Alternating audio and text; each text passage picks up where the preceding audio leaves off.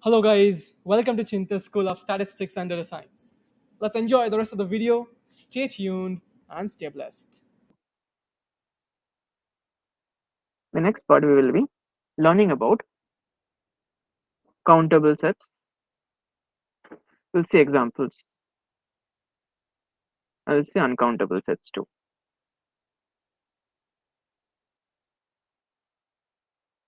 Let's go ahead. What's a countable set?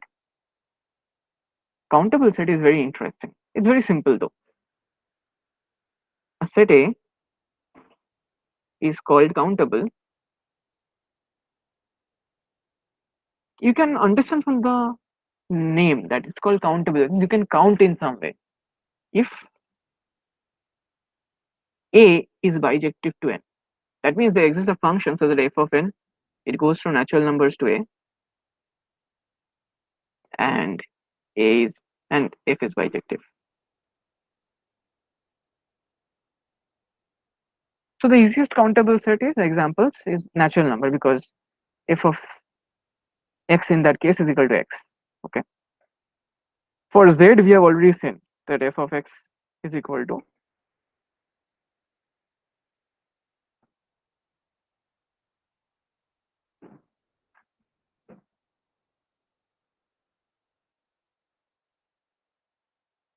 you can prove that it's one to one here, bijective here.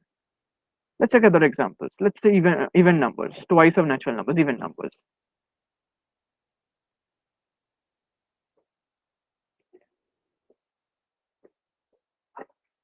It's nothing but if x is there, then it's twice x. It takes every x 1 to 2, 2 to 4, 4 3 to 6, 4 to 8. It's map every number to its even counterpart by multiplying by 2. Okay, so you can see 2x is also integer. It's prime numbers. Unfortunately, for prime numbers, this function doesn't exist.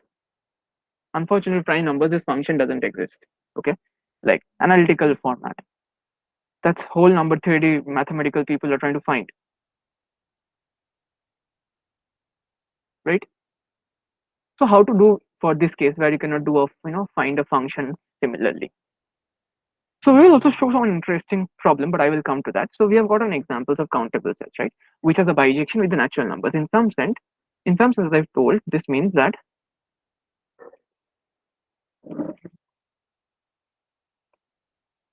you can, since it is it's so one to one. So essentially, what you're doing, you're taking f of one to be some number, right? F of two to be some number, f of three to be some number, right? And you so essentially you're counting like f of one is one, like you're counting like one, two, three, four. So essentially it means you can count a from where you got the name countable set, right? So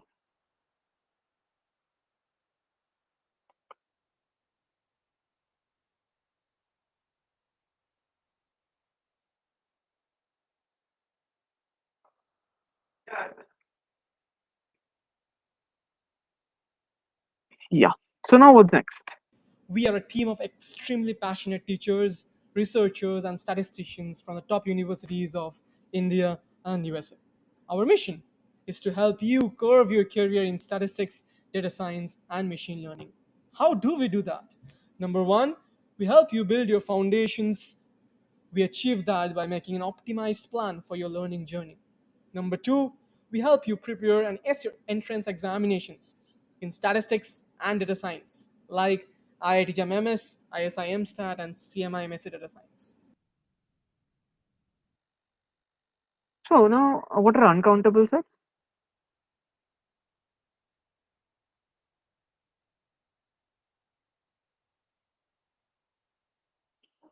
The sets you cannot count. That means sets which are not countable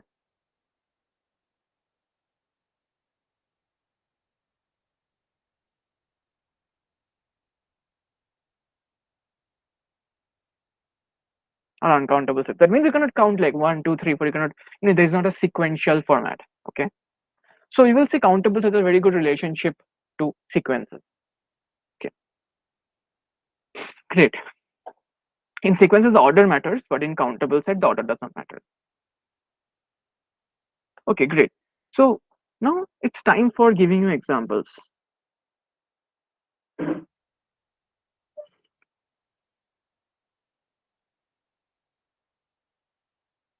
Uncountable sets. And this is where mathematicians struggle, right, to find out uncountable sets, right? So this is where they struggled. Why? Because it's not easy to find out uncountable sets, right? They are not. It's not really easy to find uncountable sets. It's not really easy to find uncountable sets because essentially it's defined as the inverse of countable. So you have to check whether it's not countable or not. So what did they do? So to solve this problem of uncountability, what they do is very simple. They focused on, this is how they solve problems. They focused on finding more and more examples of uncountable sets, of countable sets,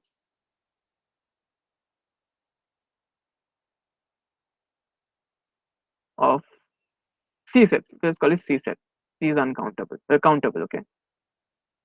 It'll save time. So they focus on finding more and more examples of countable sets, like how we can form. So when we, this is called the arithmetic of a countable set.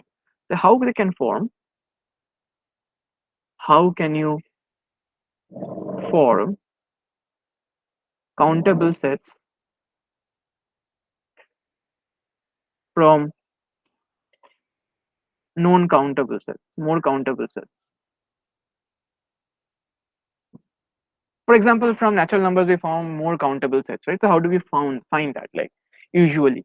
So once we find this more and more, we will get an idea. Okay, this problem may not be countable. This problem may not be uncountable. And today's, by the end of today's lecture, we will learn a way to prove uncountability. Okay, and it's fun, and that was done by Cantor. Okay, so what we'll do, we will check out good numbers that are countable, uncountable. Before that, we'll get to the properties of countable sets. So let's call it the arithmetic or the algebra of countable sets. So I will use this algebra term more and more, and you will see this coming up again and again in my lecture, because the reason is that from higher mathematical points of view, from a higher statistical point, or not statistical, mathematical points of view, these are all algebras.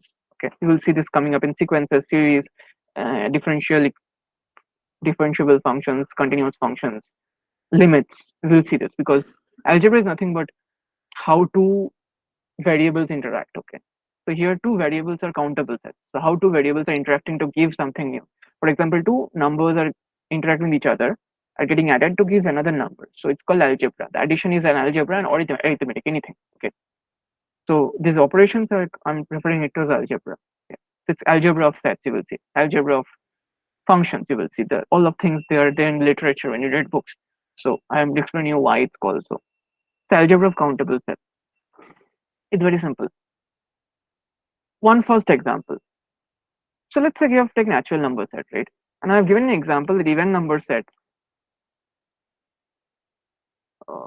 positive. So let's say positive even number set is a subset of this natural number set, right? So understand in terms of this, a natural number sets are sets, like countable sets are sets which you can count. So if you have a big set which you can count, of course you can count the subset, right? If you take a smaller subset, right? If there's big set which you can count, like 1, 2, 3, 4, you can count. If you take a smaller subset like this, and go carry on, that will also be countable, right? So the first result that I will show it to you, like I will not prove it, but you can prove, learn the, I will upload a reading material, you can learn from there. If A is countable, A and B are countable, that implies, and A is a subset of B, that implies that, sorry, if B is countable, and A is a subset of B, then it implies that A is countable. It's very simple to understand. So the proof goes in like this. Like, since B is countable, that means every element of B you can represent it as, in some sense, B1, B2, like this, right? Since it's countable, like B1, Bi is nothing but f of I, because there's a function from natural number set to the B set, right? Bijective function. So every I of natural number or every n of natural number goes to Bn. in that sense. So you can count in that format. Like Bn is B1 is the first count and B2 the second count. Okay. So f of n is equal to Bn. Okay. So, so if you take Bn, essentially A is countable. Subset of A is countable means like instead of taking B1, you are taking like this set A. A is defined as let's say B3, B5, B17, B19. You're taking a subset of it. Okay. You can usually see you can count it. So there's a mathematical way of representing, but intuitively you can understand that the first property is that subset property. Subsets of countable sets are countable.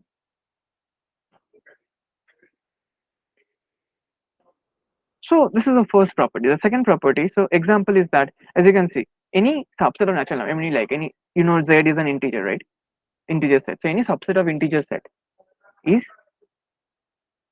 a countable set, right? So you don't have to prove like if even numbers, so any, so therefore you don't have to prove it. Okay, any subset of integer set is a countable set. Okay, so that's the first property. So corollary is prime numbers or prime number set is countable because we cannot show it like here, right? Like this, we cannot find a specific function, so you can prove it in this way. See how beautiful it is. It turns out to be when you use these algebraic properties. How two sets interact. Okay, the next property. Next property is very interesting.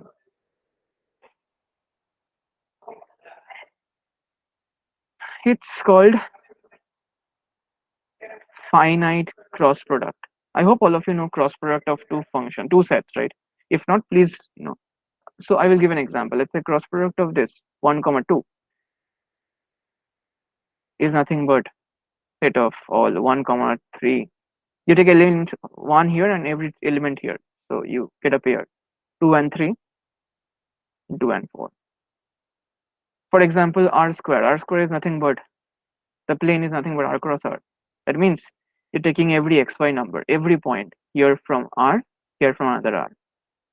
So every such xy says that x comma y pair says that x and y both belongs to r. That's r square, right? So therefore, this is a finite cross product of two sets. Number three, we give our absolute best to help you design your career by organizing workshops and certified data science courses. To book a trial class for your preparation courses of IITGM MS, ISIM Stat and CMI MS Data Science, check out the first link in the description below. If you're enjoying the video, show some love by liking the video and subscribing to the channel. We welcome you again to this passionate community of budding statisticians and data scientists.